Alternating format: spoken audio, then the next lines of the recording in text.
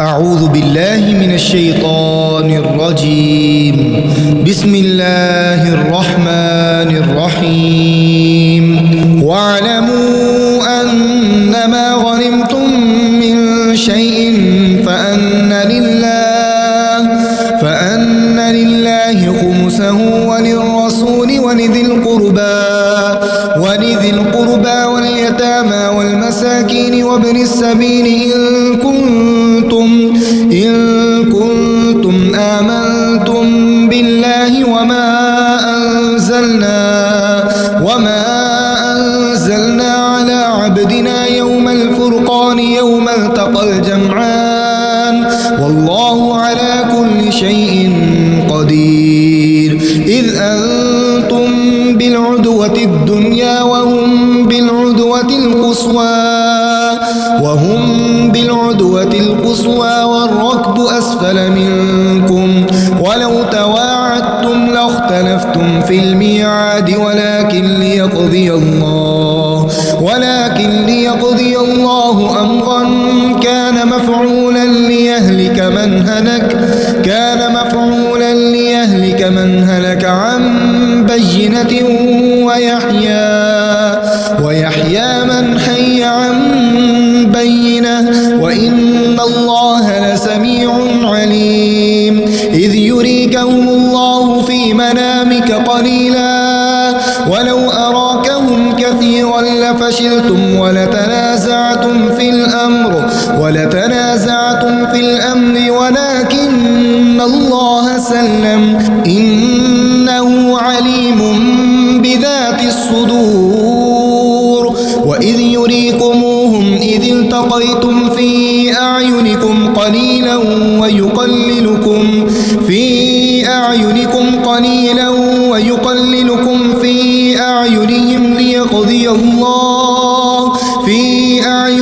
ليقضي الله أمرا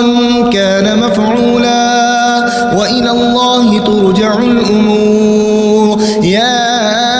أيها الذين آمنوا إذا لقيتم فئة فاثبتوا واذكروا الله كثيرا لعلكم تفلحون. وأطيعوا الله ورسوله ولا تنازعوا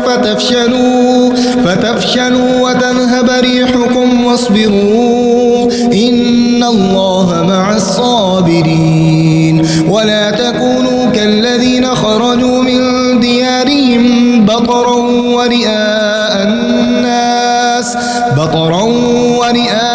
الناس ويصدون عن سبيل الله والله بما يعملون محيط. وإذ زين لهم الشيطان أعمالهم وقال لا غالب لكم اليوم من الناس وإني جار لكم فلما تراءت الفئتان نكص على عقبيه وقال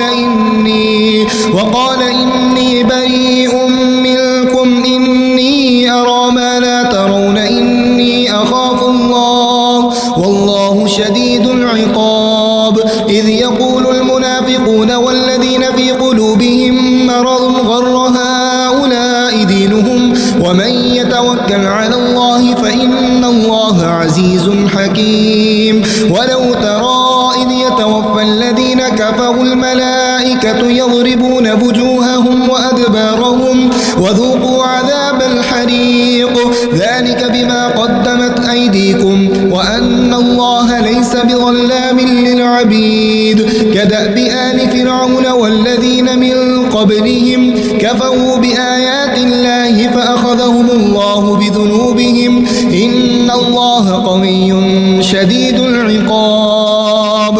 ذلك بأن الله لم يك مغيرا نعمة أنعمها على قوم حتى يغيروا ما بأنفسهم وأن الله سميع عليم. كدأب آل فرعون والذين من قبلهم كذبوا بآيات ربهم فأهلكناهم بذنوبهم وأغرقنا آل فرعون وكل كانوا ظالمين. إن شر الدواب عند الله الذين كفروا فهم لا يؤمنون الذين عاهدت منهم ثم ينقضون عهدهم في كل مرة وهم لا يتقون فإما تثقفنهم في الحرب فشرد بهم من خلفهم لعلهم يذكرون وإما تخافن من قوم خيانة فانبذ إليهم على سواء إن الله لا يحب الخائنين ولا يحسبن الذين كفروا سبقوا إنهم لا يعجزون وأعدوا لهم ما استطعتم من قوة ومن رباط الخيل ترهبون به عدو الله وعدوكم وآخرين من دونهم لا تعلمونهم الله يعلمهم وما تنفقوا من شيء في سبيل الله يوفى إليكم وأنتم لا تظلمون وإن جنحوا للسلم فاجنح لها وتوكل على الله إنه هو السميع العليم وإن يريدوا أن يخدعوك فإن حسبك الله هو الذي أيدك بنصره وبالمؤمنين وألف بين قلوبهم لو أنفقت ما في الأرض جميعا ما ألفت بين قلوبهم ولكن الله ألف بينهم إنه عزيز حكيم يا أيها النبي حسبك الله ومن اتبعك من المؤمنين يا أيها النبي حرض المؤمنين على القتال إن يكن منكم 20 صابرون يغلبوا 200 وإن يكن منكم 100 يغلبوا 1000 من الذين كفروا بأنهم قوم لا يفقهون الآن خفف الله عنكم وعلم أن فيكم ضعفا فإن يكن منكم 100 صابرة يغلبوا 200 وإن يكن منكم 1000 يغلبوا 2000 بإذن الله والله مع الصابرين ما كان لنبي أن يكون له أسرى حتى يثخن في الأرض تريدون عرض الدنيا والله يريد الآخرة والله عزيز حكيم لولا كتاب من الله سبق لمسكم فيما أخذتم عذاب عظيم فكلوا مما غنمتم حلالا طيبا واتقوا الله إن الله غفور رحيم يا أيها النبي قل لمن في أيديكم من الأسرى إن يعلم الله في قلوبكم خيرا يؤتكم خيرا مما أخذ منكم ويغفر لكم والله غفور رحيم وإن يريدوا خيانتك فقد خانوا الله من قبل فأمكن منهم والله عليم حكيم إن الذين آمنوا وهاجروا وجاهدوا بأموالهم وأنفسهم في سبيل الله والذين آووا ونصروا أولئك بعضهم أولياء بعض والذين آمنوا ولم يهاجروا ما لكم من ولايتهم من شيء حتى يهاجروا وإن استنصروكم في الدين فعليكم النصر إلا على قوم بينكم وبينهم ميثاق والله بما تعملون بصير والذين كفروا بعضهم أولياء بعض إلا تفعلوه تكن فتنة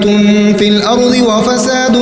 كبير والذين آمنوا وهاجروا وجاهدوا في سبيل الله والذين آووا ونصروا أولئك هم المؤمنون حقا لهم مغفرة ورزق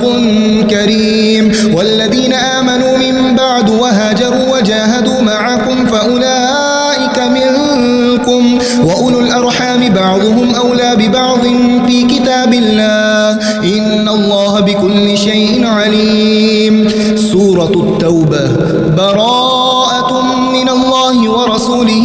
إلى الذين عاهدتم من المشركين فسيحوا في الأرض 4 أشهر واعلموا أنكم غير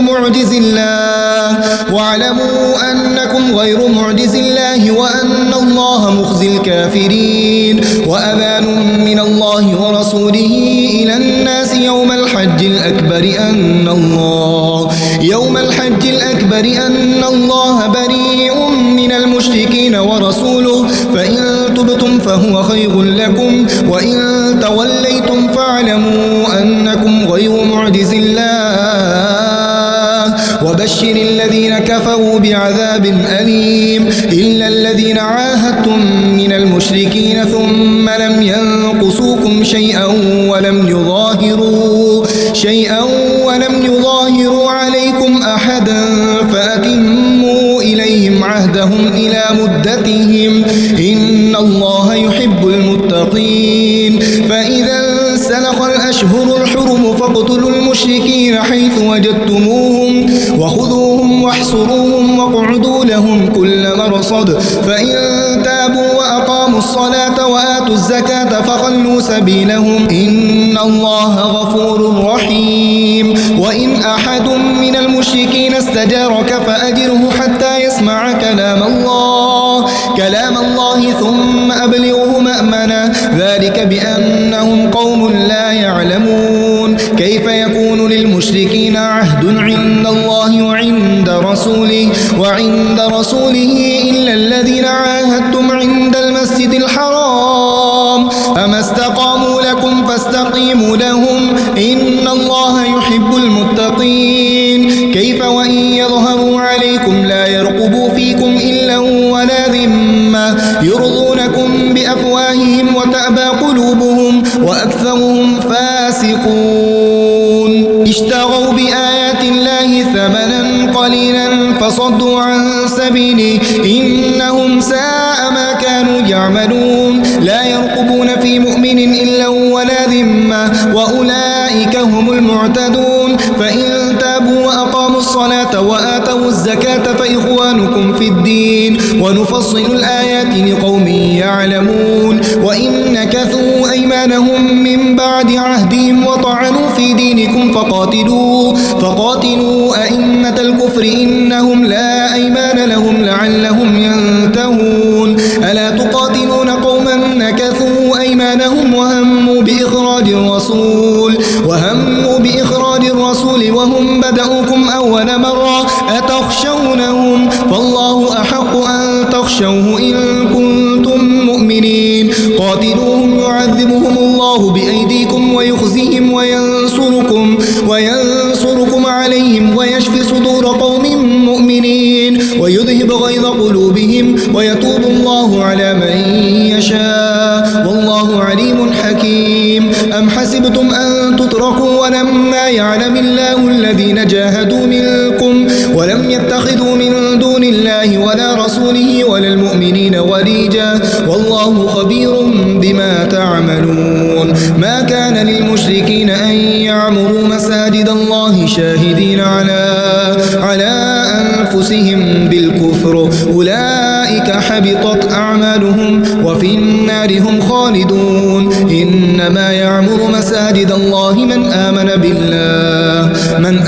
بالله واليوم الآخر وأقام الصلاة وآتى الزكاة ولم يخش إلا الله فعسى أولئك أن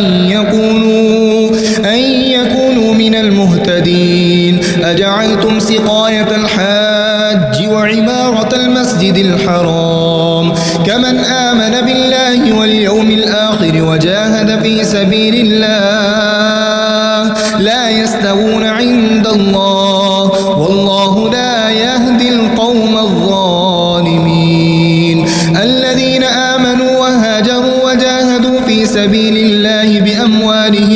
بأموالهم وأنفسهم أعظم درجة عند الله وأولئك هم الفائزون. يبشرهم ربهم برحمة منه ورضوان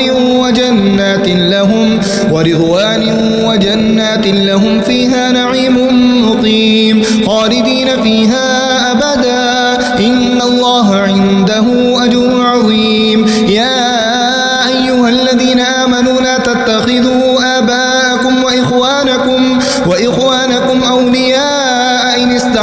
الكفر على الإيمان ومن يتولهم منكم فأولئك هم الظالمون قل إن كان آباؤكم وأبناؤكم وإخوانكم وأزواجكم وعشيرتكم وأموال اقترفتموها وتجارة تخشون كسادها ومساكن ترضونها أحب إليكم من الله ورسوله وجهاد في سبيله فتربصوا حتى يأتي الله بأمره والله لا يهدي القوم الفاسقين لقد نصركم الله في مواطن كثيرة ويوم حنين إذ أعجبتكم كثرتكم فلم تغن عنكم شيئا وضاقت عليكم الأرض بما رحبت ثم وليتم مدبرين ثم أنزل الله سكينته على رسوله وعلى المؤمنين وأنزل جنودا لم تروها وعذب الذين كفروا وذلك جزاء الكافرين ثم يتوب الله من بعد ذلك على من يشاء والله غفور رحيم يا أيها الذين آمنوا إنما المشركون نجس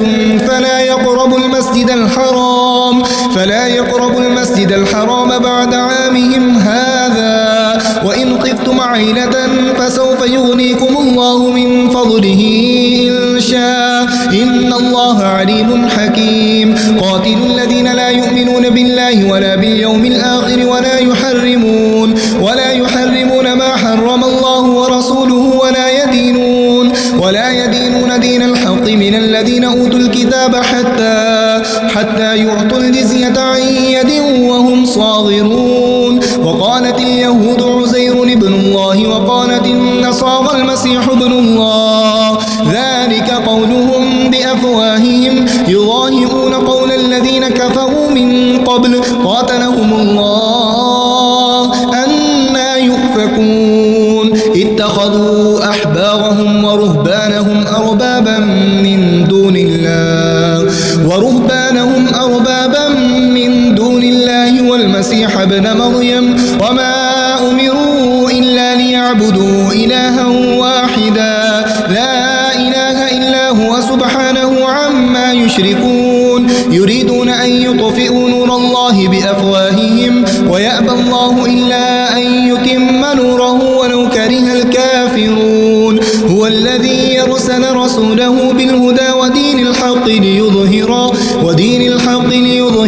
على الدين كله ولو كره المشركون يا أيها الذين آمنوا إن كثيرا من الأحبار والرهبان ليأكلون أموال الناس بالباطل ويصدون عن سبيل الله والذين يكنزون الذهب والفضة ولا ينفقونها في سبيل الله فبشرهم بعذاب أليم يوم يحمى عليها في نار جهنم فتكوى بها جباههم وجنوبهم وظهورهم هذا ما كنزتم لأنفسكم فذوقوا ما كنتم تكنزون إن عدة الشهور عند الله 12 شهرا في كتاب الله يوم خلق السماوات والأرض منها 4 حرم ذلك الدين القيم فلا تظلموا فيهن أنفسكم وقاتلوا المشركين كافة كما يقاتلونكم كافة واعلموا أن الله مع المتقين إنما النسيء زيادة في الكفر يضل به الذين كفروا يحلونه عاما ويحرمونه عاما ليواطئوا عدة ما حرم الله فيحلوا ما حرم الله زين لهم سوء أعمالهم والله لا يهدي القوم الكافرين يا أيها الذين آمنوا ما لكم إذا قيل لكم انفروا في سبيل الله اثاقلتم إلى الأرض أرضيتم بالحياة الدنيا من الآخرة فما متاع الحياة الدنيا في الآخرة إلا قليل إلا تنفروا يعذبكم عذابا أليما ويستبدل قوما غيركم ولا تضروه شيئا الله والله على كل شيء قدير. إلا تنصروه فقد نصره الله إذ أخرجه الذين كفروا ثاني اثنين إذ هما في الغار إذ يقول لصاحبه لا تحزن إن الله معنا فأنزل الله سكينته عليه وأيده بجنود لم تروها وجعل كلمة الذين كفروا السفلى وكلمة الله هي العليا والله عزيز حكيم. انفروا خفافا وثقالا وجاهدوا بأموالكم وأنفسكم في سبيل الله ذلكم خير لكم إن كنتم تعلمون. لو كان عرضا قريبا وسفرا قاصدا لاتبعوك ولكن بعدت عليهم الشقة وسيحلفون بالله لم استطعنا لخرجنا معكم يهلكون أنفسهم والله يعلم إنهم لكاذبون. عفى الله عنك لم أذنت لهم حتى يتبين لك الذين صدقوا وتعلم الكاذبين. لا يستأذنك الذين يؤمنون بالله واليوم الآخر أن يجاهدوا بأموالهم وأنفسهم والله عليم بالمتقين. إنما يستأذنك الذين لا يؤمنون بالله واليوم الآخر وارتابت قلوبهم فهم في غيبهم يترددون. ولو أرادوا الخروج لأعدوا له عدة ولكن كره الله بعاثهم فثبطهم وقيل اقعدوا مع القاعدين. لو خرجوا فيكم ما زادوكم إلا خبالا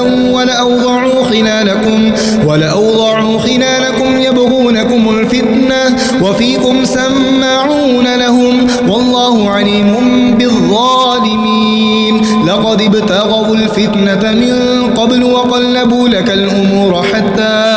حتى جاء الحق وظهر أمر الله وهم كارهون. ومنهم من يقول ائذن لي ولا تفتني ألا في الفتنة سقطوا وإن جهنم لمحيطة بالكافرين. إن تصبك حسنة تسؤهم وإن تصبك مصيبة يقولوا قد أخذنا أمرنا من قبل ويتولوا وهم فرحون. قل لن يصيبنا إلا ما كتب الله لنا هو مولانا وعلى الله فليتوكل المؤمنون. قل هل تربصون بنا إلا إحدى الحسنيين ونحن نتربص بكم أن يصيبكم الله بعذاب من عنده أو بأيدينا فتربصوا إنا معكم متربصون. قل أنفقوا طوعا أو كرها لن يتقبل منكم إنكم كنتم قوما فاسقين. وما منعهم أن تقبل منهم نفقاتهم إلا أنهم كفروا بالله وبرسوله ولا يأتون الصلاة إلا وهم كسالى ولا ينفقون إلا وهم كارهون. فلا تعجبك أموالهم ولا أولادهم إنما يريد الله ليعذبهم بها في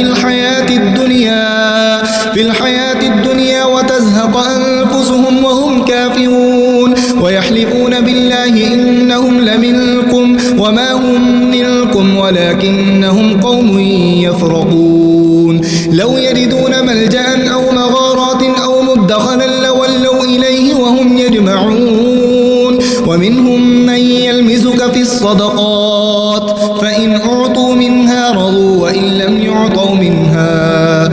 لم يعطوا منها إذا هم يسخطون. ولو أنهم رضوا ما آتاهم الله ورسوله وقالوا حسبنا الله سيؤتينا الله من فضله ورسوله إنا إلى الله راغبون. إنما الصدقات للفقراء والمساكين والعاملين عليها والمؤلفة قلوبهم وفي الرقاب والغارمين وفي سبيل الله وابن السبيل فريضة من الله والله عليم حكيم. ومنهم الذين يؤذون النبي ويقولون هو أذن قل أذن خير لكم يؤمن بالله ويؤمن للمؤمنين ورحمة للذين آمنوا منكم والذين يؤذون رسول الله لهم عذاب أليم يحلفون بالله لكم ليرضوكم والله ورسوله أحق أن يرضوه إن كانوا مؤمنين ألم يعلموا أنه من يحادد الله ورسوله فأن له نار جهنم خالدا فيها ذلك الخزي العظيم يحذر المنافقون أن تنزل عليهم سورة تنبئهم بما في قلوبهم قل استهزئوا إن الله مخرج ما تحذرون ولئن سألتهم ليقولن إنما كنا نخوض ونلعب قل أبالله وآياته ورسوله كنتم تستهزئون لا تعتذروا قد كفرتم بعد إيمانكم إن نعف عن طائفة منكم نعذب طائفة